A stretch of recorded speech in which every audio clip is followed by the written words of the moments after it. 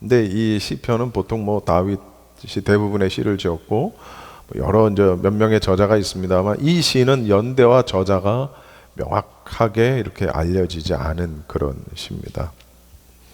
이제 보통의 감사 예배 시들은 그렇죠. 창조자로서의 어떤 절대 권능, 하나님의 절대 권능을 또 특별히 태초부터 종말까지 이어진 구속사로서의 특별 은총 등을 찬양하고 감사하는 내용이 보통 주를 이루게 됩니다. 그런데 오늘 본문은 단순히 어떤 구약 선민 이스라엘에 대한 하나님의 구원 은혜 요것 자체만을 찬양하는 데서 머물지 않고요, 한 걸음 더 나아가서 같은 하나님의 구원의 은총이 세계 만방에 전파가 됨으로 인해서 구속사의 궁극적인 주관자이신 하나님이 세계 만민에 알려지고 세계 모든 백성이 찬양할 수 있게 해달라라고 기원하는 그런 오늘 본문이 되겠습니다. 그러니까 무슨 얘기냐, 구약 선민 이스라엘에 베풀어졌던 하나님의 긍휼과 구원에 대한 찬양, 여기서 한 걸음 더 나가는 거죠. 이스라엘만이 아니라 모든 열방에 같은 하나님의 구원의 은혜가 전파되기를 기원하는 겁니다. 그래서요, 이 시는 별명이 하나 있습니다. 뭐냐면 선교사의 노래라는 그런 별명이 있습니다. 왜냐하면 모든 열방, 모든 나라 사람들이 이 구원의 은총을 다 받을 수 있게 해달라는 그런 기도 같은 그런 시이기 때문에 선교사의 노래 이렇게 불려지고 있습니다. 오늘 본문은요, 세 단락으로 구분이 됩니다. 첫 번째는 1절부터 3절까지의 본문인데요, 하나님은 우리에게 은혜를 베푸사 복을 주시고 그의 얼굴빛을 우리에게 비추사 주의 도를 땅 위에 주의 구원을 모든 나라에 알리소서. 3절을 한번 여러분 읽어주세요. 민족들이 주를 찬송하게 하시며 모든 민족들이 주를 찬송하게 하소서. 자, 여기 보세요. 그의 얼굴빛을 우리에게 비추사. 1절에 그의 얼굴빛을 우리에게 비추사. 여기서 말하는 그의 얼굴빛이라는 것은 이제 하나님의 얼굴을 의미하는 거겠죠. 이것은 하나님의 완전하고도 충만한 영광을 이야기합니다. 하나님의 얼굴빛이라는 것은 하나님의 완전하고도 충만한 영광. 근데 그걸 비추어 달라라는 말씀은, 여기서 오늘 본문은 하나님의 이러한 특별한 호의와 하나님의 특별한 은총을 베풀어 주십시오라는 그런 의미입니다. 근데 여기 보면 2절에 보면 주의 도를 땅 위에 주의 구원을 모든 나라에 알리소서. 하나님의 얼굴이 우리에게 비춰지는 게 뭐냐면 주의 도가 땅 위에 주의 구원이 모든 나라에 알려지는 것, 그게 하나님의 은혜라는 거예요. 하나님의 특별한 호의, 하나님의 특별한 은총이라는 거예요. 그럼 여기서 말하는 주의 도라는 게 뭐냐라는 것이죠. 하나님께서 인류를 향해서 세우신 구원 계획, 주의 도가 내지는 무엇이 우리 인간이 나아가야 할 올바른 길이냐라는 것에 대한 하나님께서 계시해 주신 모든 말씀을 의미하는 것입니다. 주의 도라는 것은 굉장히 포괄적인 것이죠. 여러분 그 혹시 드라마 같은 거 좀 보시는지 모르겠습니다만 제가 요즘에 딱 한 개 보는 드라마가 있는데 나의 해방일지라는 드라마를 저는 보고 있습니다. 거기에 이런 본문이 나와요. 주인공 여자가 어릴 때 교회에 다닐 때 기도 제목 같은 걸 써낸 적이 있는데 아니 왜 이런 걸 써낼까 하는 생각을 했다는 거예요. 그게 뭐냐면 다른 애들이 기도 제목을 썼는데 성적이 좋게 해주세요, 원하는 학교 가게 해주세요, 뭐 친구 관계, 교우 관계, 이런 기도 제목을 써놓은 걸 보고 이 사람이 어렸을 때 그런 생각을 했다는 거예요. 아니 하나님께 이런 기도를 한다고? 하나님인데? 그러면서 이 주인공은 이야기하는 거예요. 나는 내가 궁금한 건 딱 하나였다, 이렇게 얘기해요. 그게 뭐냐? 나 뭐예요? 나 왜 여기 있어요? 라는 게 자기의 기도 제목이었다는 거예요. 여러분, 이게 뭐냐면 실존에 대한, 내 존재에 대한 거예요. 그렇죠? 내가 누구냐, 나는 누구냐, 나는 왜 여기 있느냐 라는 기도 제목이라는 거예요. 드라마인데 이 드라마는 교회에 대해서 굉장히 그 호의를 가지고 있는 그런 백그라운드가 좀 있습니다. 그 드라마 중간에 어떤 그 기차가 아니라 지하철역에 전철을 타고 지나가면서 늘 교회 하나가 이렇게 그 화면에 잡힙니다. 오늘 당신에게는 좋은 일이 있을 것입니다 라는 문구가 써있진 그 교회 하나를 늘 비추는 그런, 나 뭐예요? 나 왜 여기 있어요? 이게 주의 도라는 것이죠. 주의 도. 주의 구원을 모든 나라에 알리소서. 여러분, 하나님의 구원은 뭐랄까 조금 배타적으로 구약 선민 이스라엘에만 국한된 것이 아니라 세계 만민 모두에게 공개되어 있음을 암시하는 겁니다. 이미 시편. 그리고 어떻습니까? 오늘날 구원의 복음이 세계 만민들에게 전파가 됐죠. 예수 그리스도에 의해서. 구약시대 이스라엘을 제사장 나라로 택하신 하나님께서 이제는 우리를, 제사장된 우리를, 성도들을 택하셔서 복음의 일꾼으로 삼으신다는 거예요. 그리고 땅 끝까지 이르러서 주님의 증인이 되라라고 지금 명령을 하고 계시는 거예요. 그래서 3절에 모든 민족들이 주를 찬송하게 해달라라는 말씀은 곧 모든 민족들이 하나님의 구원에 참여해서 하나님의 백성이 될 수 있게 해달라라는 그런 기도예요. 그러니까 이러한 이 저자, 이 시인의 이러한 간구는 그야말로 이방인의 구원에 대한 간절한 열망을 보여주고 있어요. 그러니까 이 시의 저자가 누굴까? 참 궁금합니다. 이 시를 쓴, 이미 구약시대 시편이 쓰여지는 이 시기에 이방인의 구원을 위해서 간절히 기도했던 이 사람은 과연 누굴까? 그리고 두 번째 의미는 뭐냐면 열방이 하나님의 공의로우신 섭리를 깨닫게 되기를 비는 간구입니다. 4절입니다. 온 백성은 기쁘고 즐겁게 노래할지니 주는 민족들을 공평히 심판하시며 땅 위의 나라들을 다스릴 것임이니이다. 아까 2절하고 3절이 열방이, 모든 민족들이 하나님의 구원의 도를 알게 해달라라는 간구인 반면에 이 4절은 마땅히 하나님을 찬송해야 할 이유에 대해서 열방에 알려주는 그런 부분입니다. 다시 말하면 세계 만민에 대한 하나님의 통치, 이것이 절대 공평함을 인해서 열방은 마땅히 하나님을 찬양하지 않고는 안 될 것이다 라는 걸 지금 말하고 있는 거예요. 다시 말하면 하나님의 공의는 불의한 자들에게는 두려움의 대상이지만, 그러나 하나님께 나와서 구원을 얻고자 하는 자들에게는 구원과 소망의 확실한 근거가 된다. 뭐가? 하나님의 절대적 공의가 그렇다라는 그런 얘기입니다. 그리고 마지막으로 3절이 세 번째가 뭐냐면 열방이 만민에게 부어주시는 하나님의 축복을 깨달아서 하나님을 찬양하게 해달라라는 그런 간구로 이제 5절에서 7절까지 마무리하고 있습니다. 제가 5절 읽을 테니까 6, 7절을 읽어주세요. 하나님이여 민족들이 주를 찬송하게 하시며 모든 민족으로 주를 찬송하게 하소서. 땅이 그의 소산을 내어주었으니 하나님 곧 우리 하나님이 우리에게 복을 주시리로다. 하나님이 우리에게 복을 주시리니 땅의 모든 끝이 하나님을 경외하리로다. 여러분, 이방인들의 구원을 간절히 구하는 이 시인의 마음과 또 자신의 그 간구가 반드시 성취될 것을 확신하는 그런 마음이 아주 잘 나타나 있는 그런 말씀입니다. 여기 보시면 6절에 땅이 그의 소산을 내어주었다. 땅이 소산을 내어주었다.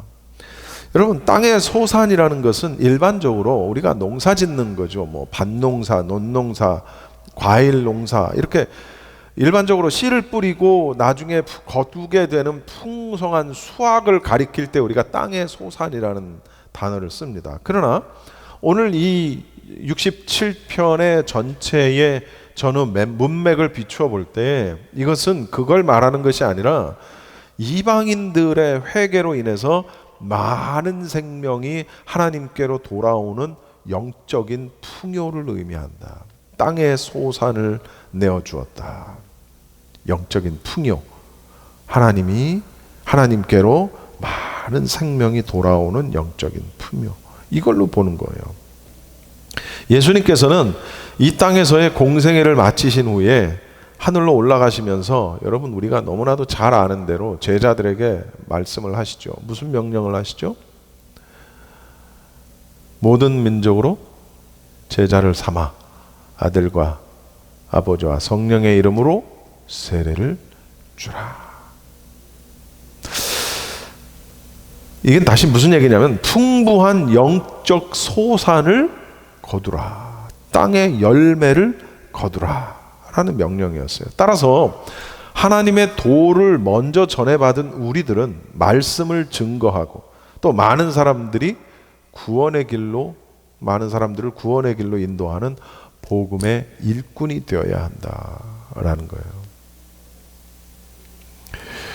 자, 그런데 오늘 이 본문의 시인은 주님의 구원의 도가 열방에 선포된 결과 만방이 하나님을 경외하게 될 것이다 라는 사실을 대단히 강조하고 있는데 그걸 어떻게 지금 표현했냐면 여기 보시면 땅의 모든 끝, 땅의 모든 끝에서 할 때 이 땅의 모든 끝 이거거든요. 그럼 땅의 모든 끝이 뭐냐? 땅 끝까지 이르러 할 때 그 땅 끝, 땅의 모든 끝 같은 말이거든요. 그럼 그게 뭐냐? 모든 열방, 모든 나라, 모든 족속, 만방, 다시 말하면 온 세계의 모든 나라를 가리키는 거예요. 땅의 모든 것.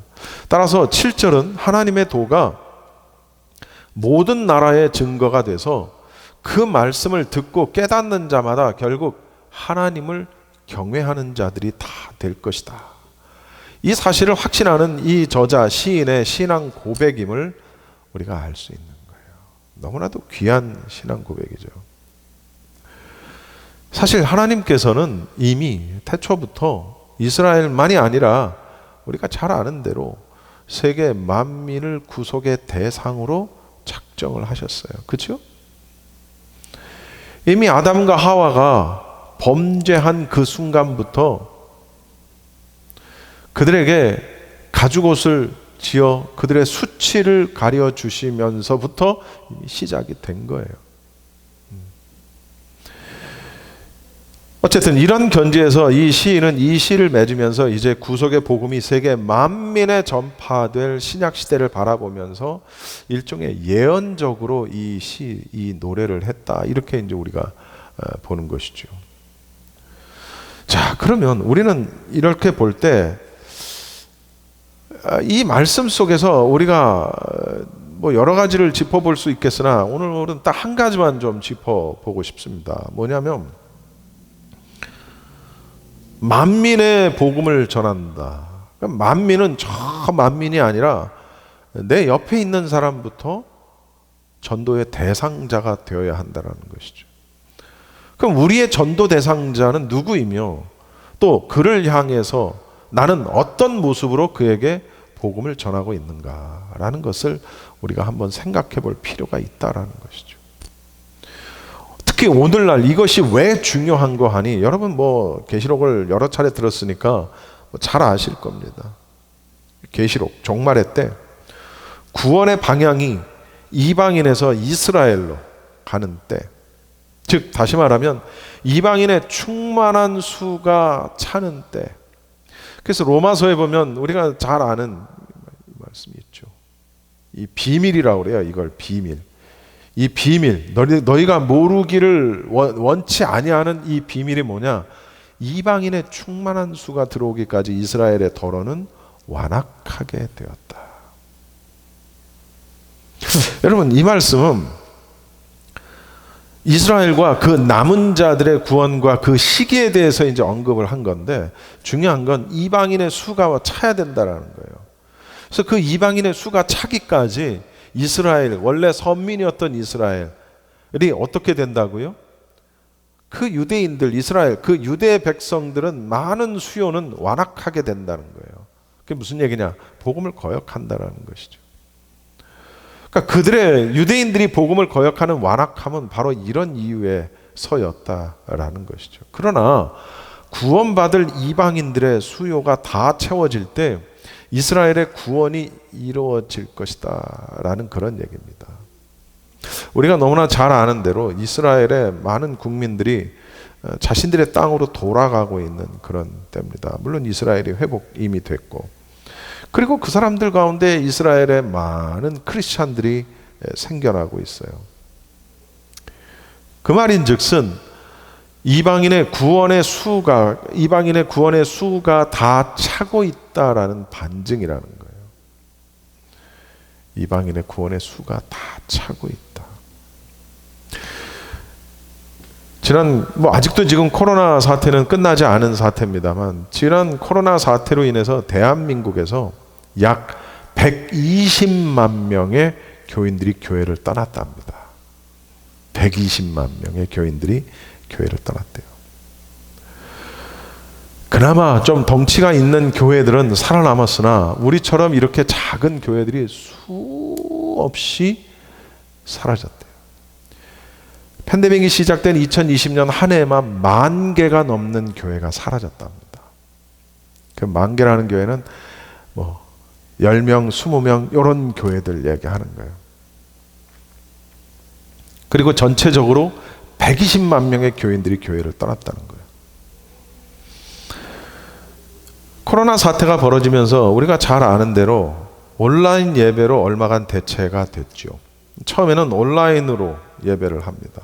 온라인으로라도 열심히 예배하던 교인들이 있습니다.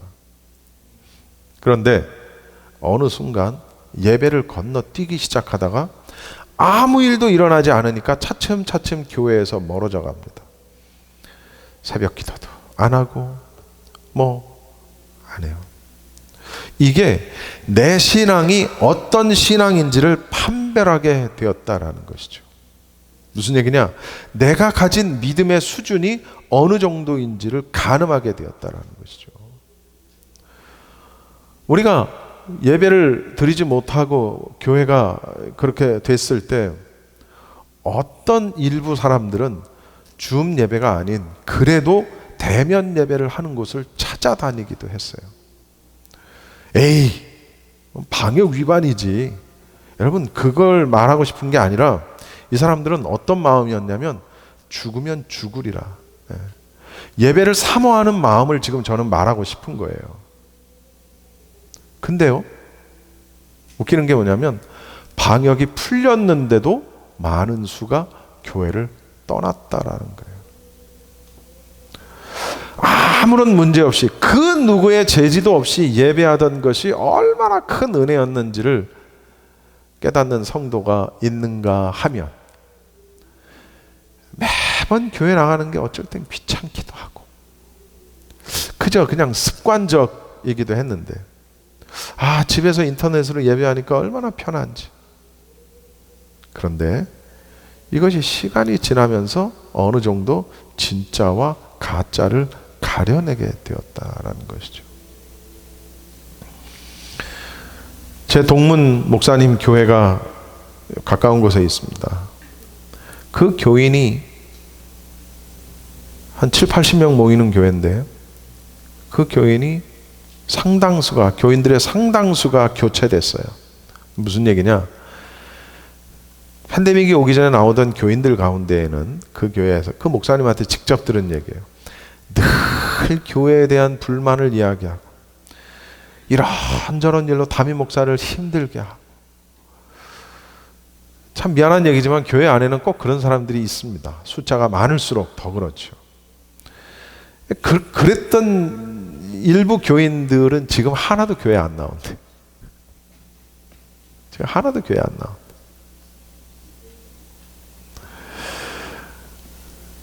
오히려 교회를 예배를 사모하고 막 이랬던 사람들이 교회로 나오고 그러면서 교인들의 상당수가 교체가 됐어. 여러분, 이방인의 수가 차고 있습니다. 거의 다 찼어요. 그래서 전도가 안 돼요. 그러니까 안 된다는 게 아니라 어려워요. 어려운 시대입니다. 교회가 진정으로 부흥하는 교회가 얼마나 될까요? 예전에 우리가 피코길에 있을 때 제 동기 목사님, 뉴질랜드에서 목회하던 동기 목사님 와서 한번 설교한 적이 있는데 기억들 하실는지 모르겠습니다. 그 목사님이 엊그저께 저한테 카톡을, 사진 하나를 보내면서 카톡을, 네, 젊은 청년 같은 사람이었는데 우리 교회 16번째 세례교인이라면서 이렇게 썼더라고. 교회가 한 12, 13년 된 교회예요. 그러니까 적어도 1년에 한 명은 무조건 세례를 줬다는 거예요. 세례를 줬다라는 얘기는 기존에 있는 교인이 왔다라는 것이 아니라 새롭게 복음을 받아들이고 전도가 되어서 새롭게 세례를 받은 교인이라는 거예요. 16명, 16번째라는 거예요. 제가 그래서 참 목사님 대단합니다. 뉴질랜드는 미주 사회처럼 그렇게 규모가 크지도 않아요. 거기도 한인 사회가 물론 있지만 거기도 미국 교회 빌려가지고 오후에 예배하는 그런 교회입니다. 다 제 잘못인 거죠, 뭐. 예. 그런데 제 잘못인 건 제 잘못인 거고, 우리 성도들은 진짜 알곡이거나 곡식이 아니었던 사람들이 이미 분리되기 시작을 했다는 거예요. 그들이 교회를 떠나고 있다는 거예요. 물론 이것이 짐승표는 아니기 때문에 코로나 때 교회를 떠났다고 해서 그 사람들은 이제 지옥 가, 이거는 아니에요. 얼마든지 그런 사람들도 다시 돌아와서 회개하고 돌아오면 괜찮아요. 되는 거예요. 그게 무슨 짐승표가 아니기 때문에. 그런데 이제 전체적으로 우리가 상황을 보면 이런 느낌이 드는 거죠. 이것 우리가 한 번도 경험해보지 못한 세상이잖아요. 지금 우리가 언제, 난 내 평생에 이런 거, 여러분 평생에도 뭐 비슷하겠지 뭐. 언제 우리가 이런 전염병 때문에 무슨 조선시대도 아니고. 그런데 이런 사태가 딱 벌어지니까 이게 정말 믿음이 있고 붙드는 사람과 그렇지 않은 사람이 어느 정도 구분이 가지더라라는 거예요. 분리가 되더라. 이방인의 충만한 수가 점점 차기 시작하는 거예요. 자, 그렇다면 우리가 전 세계 만민을 생각하는 것도 중요하지만, 물론 오늘 본문처럼, 그러나 전 세계 만민의 구원의 복음을 전하는 시작이 어디냐라는 것이죠. 그것은 내 가족, 내 식구, 나의 지인, 나의 친척, 나의 이웃, 그들에게 복음을 전하고 그들을 하나님 앞에 인도해서 구원하는 일부터 시작을 해야 된다는 것이죠. 이런 말이 있습니다. 세계 선교는 설거지부터라는 말이 있어요. 설거지도 안 하는데 세계 선교를 한다고요? 세계 전도? 제 주변에 뭐 이런저런 그 선교 협회 같은데 해가지고 전 세계로 나가면서 이렇게 단기 선교 이런 거 하는 사람이 있어요. 제가 그런 사람들을 뭐라고 하는 게 아니라 내 주변에 있는 사람들을 먼저 돌아볼 수 있어야 된다는 것이죠. 내 주변에, 내 바운드리 안에 있는 사람들이 복음을 듣고 그들이 하나님 앞에 주의 도를 배우기 위해서 오는가. 오늘 아까 내가 부른 찬양의 가사가 이런 겁니다. 주께서 주신 동산에 땀 흘리며 씨를 뿌린다. 얼핏 보면 그저 논과 밭에 농부가 가서 씨 뿌리고 물 주고 하는 그런 생각이 들지만, 그러나 주께서 주신 동산이라는 것은 나의 각자에게 주신 전도의 밭이 있다는 거예요. 전도의 밭이. 땅 위의 모든 나라들이, 그래서 온 사람들이 구원을 얻을 수 있도록 복음을 전하고 전도하는 것, 그리고 모든 족속의 아버지와 아들의 이름으로 세례를 주는 것, 그게 땀 흘리며 씨를 뿌린다는 거예요. 그러면 땅이 소산을 낸다는 거예요. 무슨 얘기냐? 열매가 주어진다는 거예요. 오늘 가사에서도 그런 얘기 있잖아요. 땅 끝에서 주님을 맞으리 주께 드릴 열매 가득한 거. 우리가 무슨 뭐 사과, 무슨 배추 이런 걸 가지고 주님을 맞겠습니까? 영적인 의미죠. 영적인 의미. 주께 드릴 열매가 우리에게 있느냐라는 것이죠. 회개에 합당한 열매가 우리에게 있느냐? 전도의 열매가 우리에게 있느냐? 복음 전파의 열매가 우리에게 있느냐?